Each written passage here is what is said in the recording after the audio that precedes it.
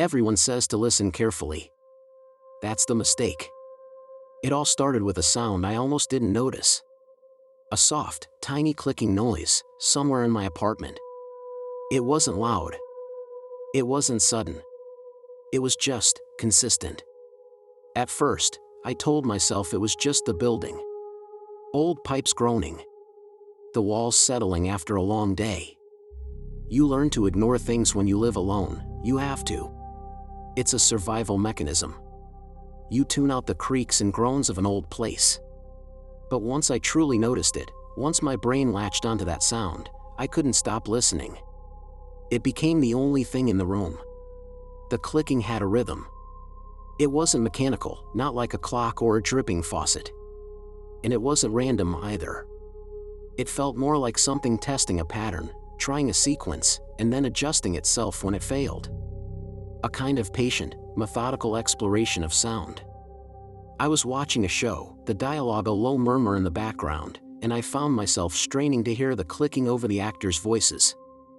So, I turned off the TV. The remote made a soft thud on the cushion. And in the sudden quiet, the clicking changed. It became slower. More deliberate. As if it knew I was paying attention now. As if it was reacting to me. That should have been the end of it. Any sane person would have turned the TV back on, maybe even louder this time, and drowned it out. Forgotten it. But I didn't. Instead, I leaned forward on the couch, my posture tense. I held my breath, trying to isolate the sound, to pinpoint its origin. Was it the kitchen? The bedroom? The walls? The room felt thicker. Like the air itself had gained weight and was pressing in on me. And then, beneath the soft, persistent clicking, there was something else. A whisper. It was so quiet it barely registered as sound. It was like the ghost of a word, a rustle of air that almost had shape. I couldn't understand it. It was just a faint, sibilant hiss. But it felt deliberate. It felt intentional. I told myself not to listen. I said it out loud, a quiet plea to my own stupid curiosity. Don't listen. But I listened anyway. I couldn't help it. I sat there in the deepening dark, eyes closed, my head tilted slightly, straining every nerve to catch it. That's when the whisper changed. It wasn't just happening anymore, it was adjusting to me. It slowed when my breathing slowed. It paused when I shifted my weight on the couch. It was learning how to fit into the empty spaces of my attention, slipping into the silence between my own sounds. That's when I realized a truly chilling fact. The sound wasn't coming from the room. It wasn't bouncing off the walls or coming from under the floor. It was coming from the space between sounds. From the silence itself. A profound, bone-deep dread washed over me. I stood up abruptly. The chair scraped against the floor. And just like that, the clicking stopped. Total, absolute silence descended on the apartment. A wave of relief washed over me, so intense it made me feel dizzy. It was over. It was just my imagination. Then, something breathed. Right near my ear. A slow, wet, deliberate inhale. I didn't turn around. I didn't scream. A strange calm settled over me. The kind you get when you know the worst has already happened. I just waited.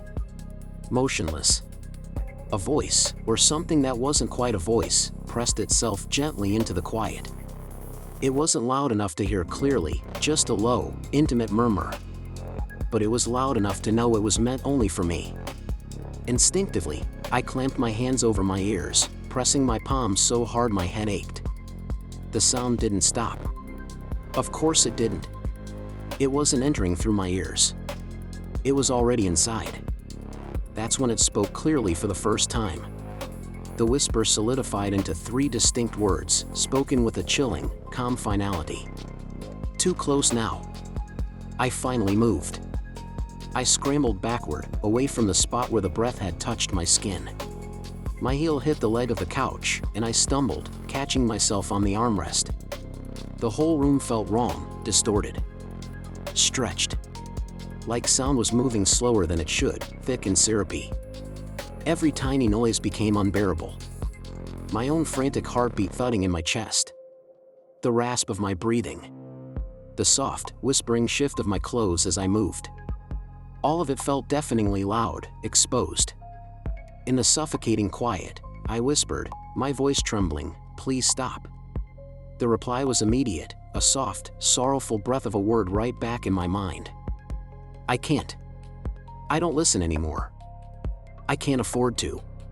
I keep music playing constantly. I run fans, even in the winter. I have a white noise machine in every room. Anything to fill the space. Anything to avoid the quiet. Because silence is dangerous now. It's an invitation. When it gets quiet, truly quiet, I can still feel it. Something leaning in from the space between heartbeats. Waiting. Not to speak. Not to scream. Just listening. Waiting for me to listen back. And if you can hear this story clearly, if my voice is the only thing in your ears right now, you're already listening too closely. Thanks for watching.